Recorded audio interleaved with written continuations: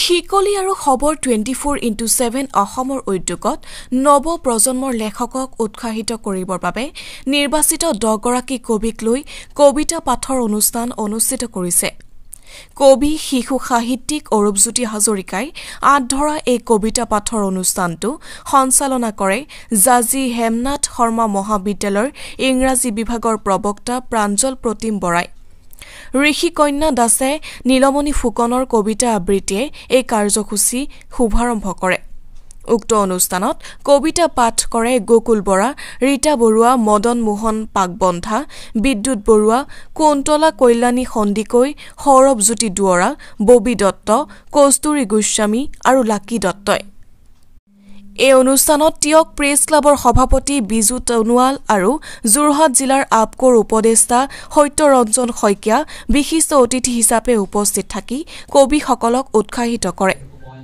এই অনুষ্ঠানত সাংবাদিক হিচাপে অংকুৰজ্যোতি টাই, সাংবাদিক বিৰাজ কুমাৰ বৰা, মানসী মাঝি, শিক্ষক পল্লৱ শইকীয়া, ঋতুপৰ্ণা ভূঞা দাস উপস্থিত থাকে।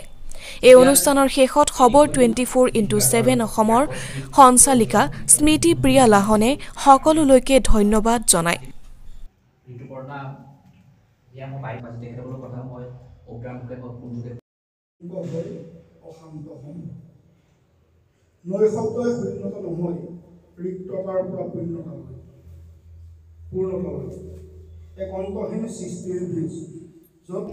আৰু খবৰ 24x7 অসমৰ যোগেদি আমি যি সাৰত সন্ধ্যা অনুষ্ঠান অনুষ্ঠিত কৰিছোঁ, আমাৰ লক্ষ্য হ'ল যে কবিতাক গ্ৰাম্যাঞ্চললৈ প্ৰসাৰিত কৰা, মানে গাঁওমুখী কৰা। বিশেষকৈ দেখা গৈছে যে বৰ্তমান সমাজত কবিতা নপঢ়ে বা কবিতা কিতাপ নিকিনে, এনেকুৱা চৰ্চা প্ৰায় হৈ থাকে।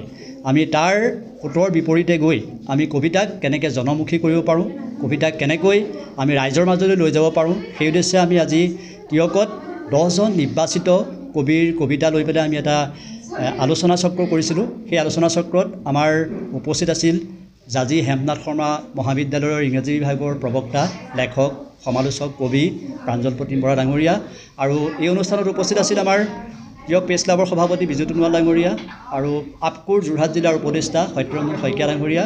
গতিকে আমাৰ এই অনুষ্ঠানৰ যি লক্ষ্য উদ্দেশ্য, তেখেতসকলে আহি যিদৰে আমাক উৎসাহিত কৰিলে, আমি সকলোকে ধন্যবাদ জ্ঞাপন কৰিছোঁ। আৰু যাতে কবিতাৰ উত্তৰণ হওক, এই আমাৰ গ্ৰাম্যাঞ্চলৰ পৰা উৎকৃষ্টমানৰ কবিতা সৃষ্টি হওক, আৰু যি আমি সততে কৈ থকা কথাবিলাক যে কবিতা নপঢ়ে, কবিতা কিতাপ নিকিনে, তাৰ বিপৰীতে গৈ যাতে ইয়াৰ পৰাই নতুন প্ৰতিভাৰ সৃষ্টি হওক, আমি তাৰে কামনা কৰিছোঁ।